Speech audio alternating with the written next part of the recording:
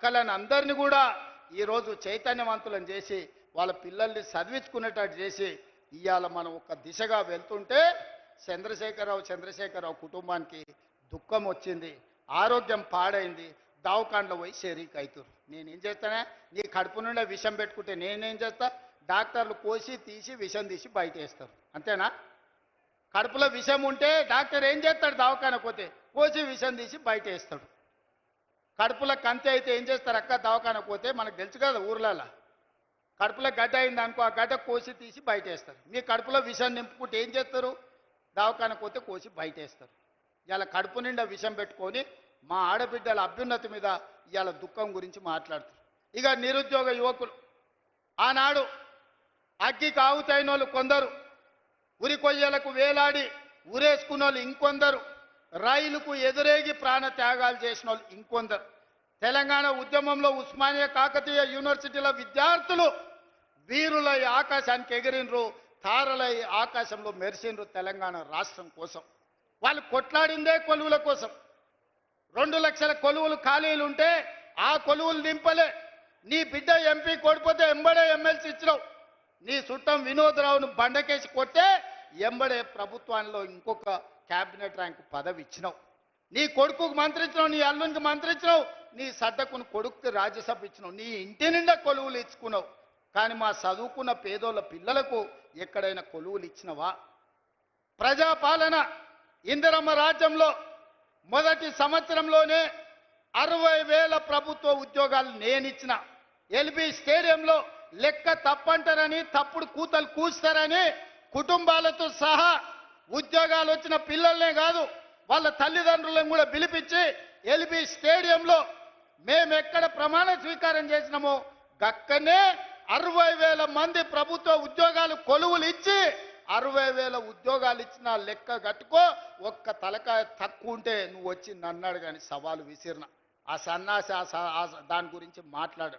ఇప్పుడు కూడా నేను చెప్తున్నా, 2.5 సంవత్సరాలు పూర్తి చేసుకునే లోపల మా పరిపాలన 2.5 సంవత్సరాలు పూర్తి చేసుకునే లోపల ఇంకా 40,000 ఉద్యోగాలు ఇచ్చి మొదటి అర్ధ భాగంలో 1,00,000 ప్రభుత్వ కొలువులు ఇచ్చి దేశానికే ఆదర్శంగా నిలబడి తెలంగాణ మోడల్ అంటే ఇదిరా, తెలంగాణ రాష్ట్రంలో నిరుద్యోగులను ఆదుకునే సోదరుడు ఉన్నాడు, ప్రభుత్వ కొలువులు వస్తాయి, చదువుకున్న పిల్లలకు వాళ్ళ కులాలు చేపలు పట్టుడు చెప్పులు గుట్టుడు కాదు, వాళ్ళు ప్రభుత్వ కొలువులు చేస్తే వాళ్ళ తల్లిదండ్రుల జీవితాలు మారుతాయి.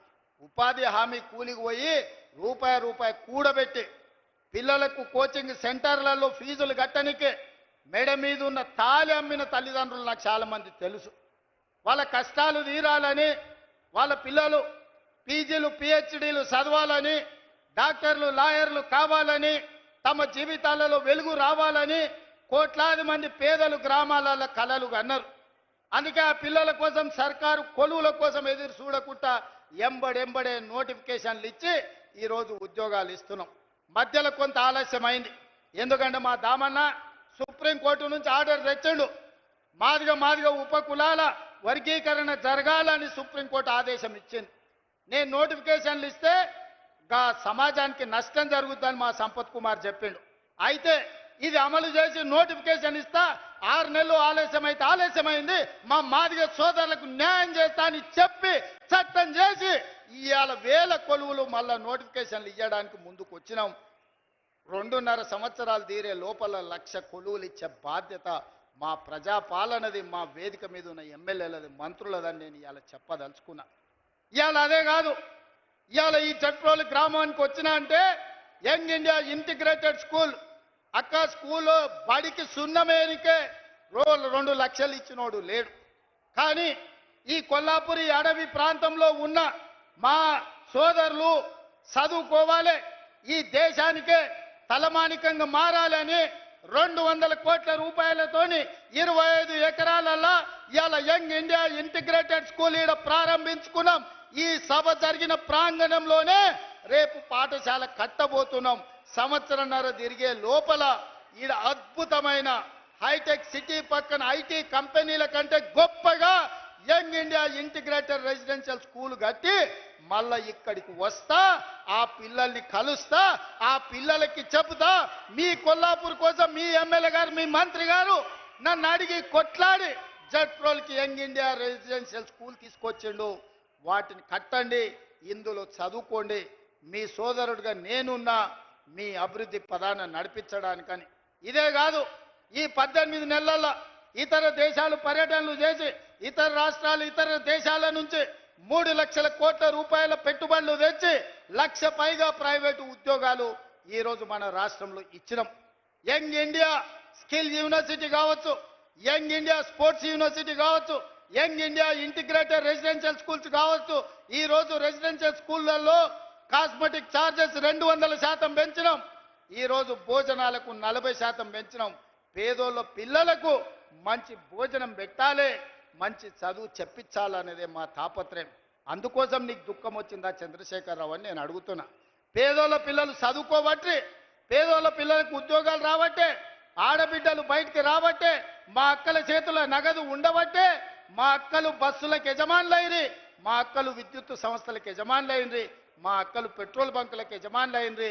ఇవాళ అందరూ బాగుపడుతుంటే ఇంకా మమ్మల్ని అడిగేటోడు ఎవడని ఆయన దుఃఖపడుతున్నాడు. అందుకే నీ దుఃఖం 10 ఏళ్ల వరకు అట్లనే ఉంటుంది. అది పెరిగి పెద్దదై భూతమై నిన్ను కబలిస్తే తప్ప నీకు విముక్తి లేదు. నువ్వు శాపగ్రస్తుడివి చంద్రశేఖరరావు. నీ కళ్ళ ముందల్నే తెలంగాణ అభివృద్ధి చెందుతుంది. అభివృద్ధి చేసే బాధ్యత మేం తీసుకుంటాం. ఇవాళ ఈ వేదిక మీద నుంచి చెప్తున్నా, 94 నుంచి 10 ఏళ్ళు తెలుగుదేశం అధికారంలో ఉన్నది. 2004 నుంచి 2014 వరకు 10 ఏళ్ళు కాంగ్రెస్ అధికారంలో ఉన్నది రాజశేఖర రెడ్డి నాయకత్వంలో. 2014 నుంచి 2024 వరకు చంద్రశేఖరరావు ఈ తెలంగాణ రాష్ట్రానికి బీఆర్ఎస్ అధికారంలో ఉన్నది. 2024 నుంచి 2034 వరకు రాసుకో చంద్రశేఖరరావు. నీ డైరీలో కాదు, నీ గుండెల్లో రాసుకో. నీ కొడుకు గుండె మీద రాయి. 2034 వరకు ఈ సోదరుడు పాలమూరు బిడ్డ తెలంగాణకు ముఖ్యమంత్రిగా ఉంటాడు. పాలమూరు నుంచే ప్రజా ప్రభుత్వాన్ని నడుపుతాం. ఇది నా మాట. నువ్వు నీ గుండెల్లో రాసుకో చంద్రశేఖరరావు. పాలమూరు నుంచే శాసనం చేస్తాం. పాలమూరు నుంచే శాసనసభను నడిపించే బాధ్యత నేను తీసుకుంటా. నువ్వు దుఃఖం వస్తుందో, బాయిలో దుంకుతావో, పెట్రోల్ పోసుకొని తగిలబెట్టుకుంటావో అది నీ ఇష్టం. కాకపోతే నా కోరిక ఒక్కటే, నువ్వు అసెంబ్లీకి రావాలి, అపోజిషన్లో కూర్చోవాలి. మేము చేసే మంచి పనులు చెప్తుంటే నువ్వు కుమిలి కుమిలి ఏడవాలి. అందుకే నేను అసెంబ్లీకి పిలుస్తున్నా. నువ్వు చేసిన ద్రోహం ఏందో, నువ్వు చేసిన అన్యాయం ఏందో, నువ్వు పాలమూరుకు మొత్తం ఎడారిగా మార్చిందేందో, నువ్వు కట్టకుట్ట వదిలిన పాలమూరు, రంగారెడ్డి, కల్వకుర్తి, భీమా, నెట్టంపాడు, కోయిల్ సాగర్ ఈ ప్రాజెక్టులన్నింటినీ పూర్తి చేసే బాధ్యత నేను తీసుకుంటా. తుమ్మిడిఎట్టి దగ్గర నుంచి నీళ్లు తీసుకొస్తా. రంగారెడ్డి జిల్లా వికారాబాద్, చేవెళ్ళ, తాండూరు, పరిగికి నీళ్ళు ఇచ్చే బాధ్యత నేను తీసుకుంటా. ఆంధ్రప్రదేశ్ ముఖ్యమంత్రి గారు కూడా విజ్ఞప్తి చేస్తున్నా. మీరు విఘ్నులు, మీరున్నప్పుడే మొదలుపెట్టారు కల్వకుర్తి. మీరు ముఖ్యమంత్రిగా ఉన్నప్పుడే ఈ జిల్లాల భీమా, నెట్టంపాడు, కోయిల్ సాగర్ ప్రాజెక్టులు వచ్చినాయి. మీరు ప్రధాన ప్రతిపక్ష నాయకుడిగా ఉన్నప్పుడే పాలమూరు, రంగారెడ్డి ఎత్తిపోతల పనులు ప్రారంభమైనాయి. మరి మీరు ముఖ్యమంత్రిగా 10 ఏళ్ళు, ప్రతిపక్ష నాయకుడిగా 10 ఏళ్ళు ఉన్నప్పుడు మొదలుపెట్టిన ప్రాజెక్టులను మీరు అడ్డుకోవడం ఏ మేరకు న్యాయం? చంద్రశేఖరరావు గారు కట్టకపోతే చంద్రబాబు నాయుడు గారు అడ్డుకుంటే న్యాయమా? అందుకే చంద్రబాబు నాయుడు గారికి విజ్ఞప్తి చేస్తున్నా. మా పాలమూరు, రంగారెడ్డి ఎత్తిపోతలకు అడ్డం పడవద్దు. మా డిండి ప్రాజెక్టును అడ్డుకోవద్దు. మా కల్వకుర్తి, మా భీమా, మా నెట్టంపాడు, మా కోయిల్ సాగర్ మీరు అడ్డుకోవద్దు. ఒకనాడు పాలమూరు జిల్లాను మీరు దత్తత తీసుకున్నా అని చెప్పారు. మీరు బాధ్యతగా ఉండండి, మమ్మల్ని బ్రతకనియండి, మా ప్రాజెక్టులు పూర్తి చేసుకోనివ్వండి. ఆనాడు ఉమ్మడి రాష్ట్రంలో శ్రీశైలం వెనకాల నుండి 4 టీఎంసీల నీళ్లు తీసుకెళ్లేది ఉంటే ఇవాళ 9.5 టీఎంసీలు నీళ్లు తీసుకెళ్లడానికి మీరు ప్రాజెక్టులు పెట్టుకున్నారు. అందుకే చంద్రబాబు నాయుడు గారికి విజ్ఞప్తి చేస్తున్నా. రాయలసీమ లిఫ్ట్ ఇరిగేషన్ 3 టీఎంసీలు రోజుకు తరలించే ప్రాజెక్టును మీరు రద్దు చేసి మీ ఉదారత్వం ప్రదర్శించండి.